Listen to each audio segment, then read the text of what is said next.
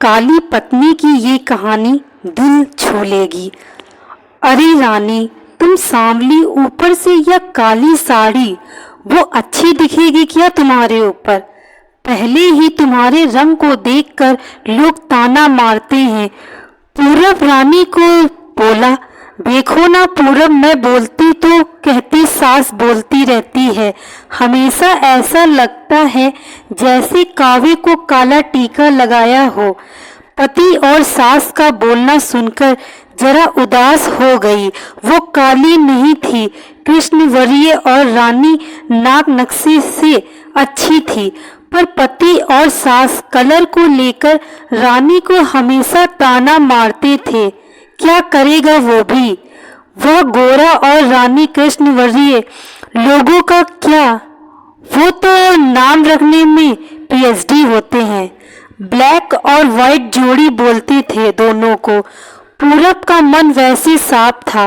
रानी को अगर कोई कलर को लेकर बोलता तो उसे जरा भी अच्छा नहीं लगता था, इसलिए वह भी थोड़ा बहुत बोल देता था ताकि वह जिद ना करे। लेकिन जब वह बोलता था तो उसे इस बात का पछतावा होता था। उसकी माँ घर में हमेशा कड़वाहट रखती थी। आज भी वैसे ही हुआ।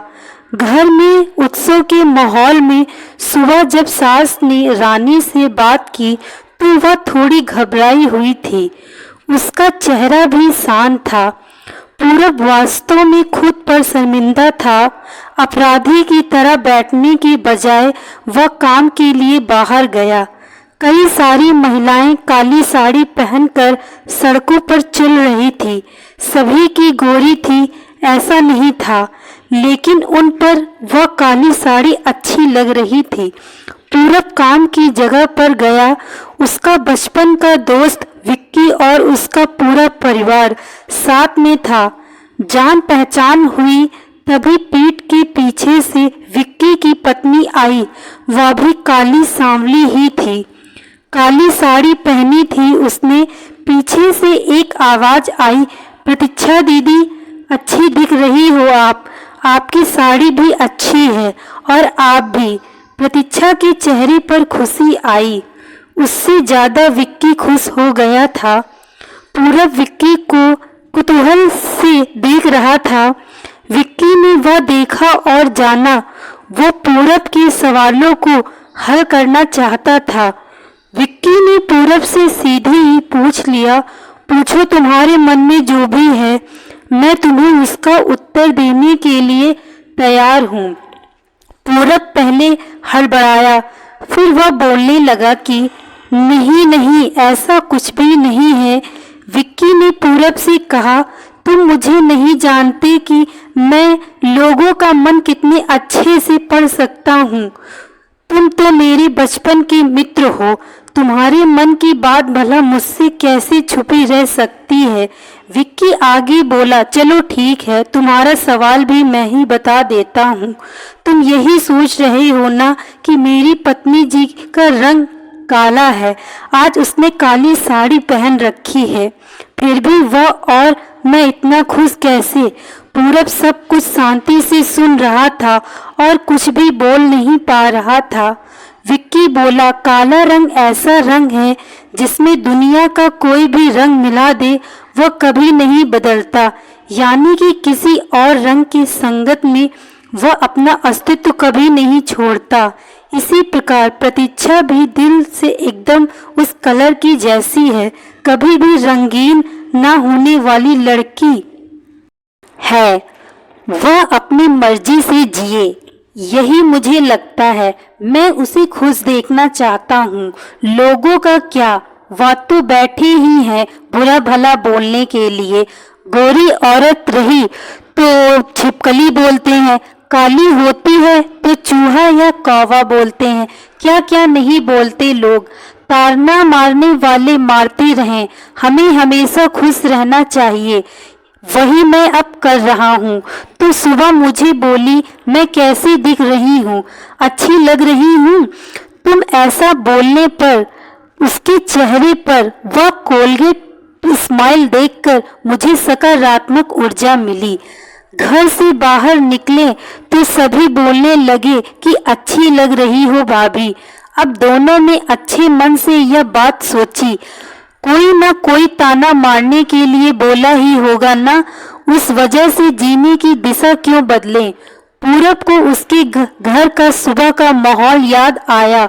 वह खुद पर ही चिढ़ गया। उसे लगा वो सचमुच में गलत था।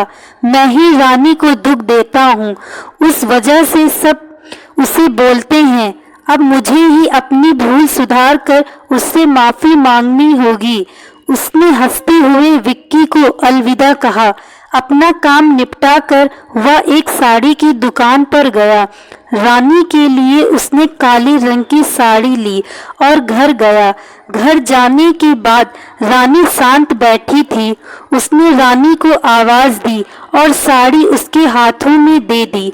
रानी को जरा अलग ही लगा। उसने प्रश्नार्थक नजरों से पूरब की ओर देखा। उसने बॉक्स खोल कर देखा तो काले रंग की साड़ी थी। रानी, मैं लाया हूँ तुम्हारे लिए यह साड़ी, आज पहन के दिखाओ कैसी दिखती हो तुम। अच्छी नहीं लगी तो बदल देंगे साड़ी को। देखने तो दो कैसी दिखती हो तुम इस रंग में। रानी को जरा अच्छा लगा। चलो तैयार हो जाओ जल्दी, हम जरा बाहर जाकर आते हैं। एक क्लाइंट के पास जाना है, उन्होंने बुलाया है जोड़ी में। पूरब का बोलना सुनकर रानी तैयार होने लगी। काली साड़ी, उस पर हल्का सा मेकअप और लंबे बालों की चोटी। पूरब भी क्या, पूरब की माँ भी रानी को देखते ही रह गई। पूरब बोला, रानी सॉरी, अरे लोगों की बातों में आकर मैं तुम्हें हमेशा बोलता रहा और खरा सौंदर्य किसमें है यह मैं भूल गया था। रंग दो ही हैं, यह जानकर फिर जीना छोड़ दे क्या, अपनी खुद की पसंद छोड़ दे क्या। तुम्हें काले रंग की साड़ी पहनना बहुत अच्छा लगता था ना, पर मैं हमेशा तुम्हें टोकता रहा।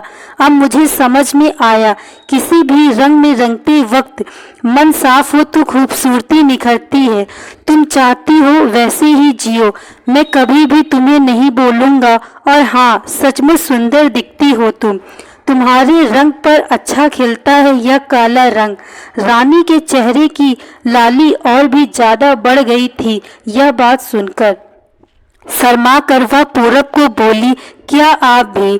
पूरब ने रानी का मुस्कुराता हुआ चेहरा देखा और उसके बदले हुए विचारों से पूरब खुश हुआ।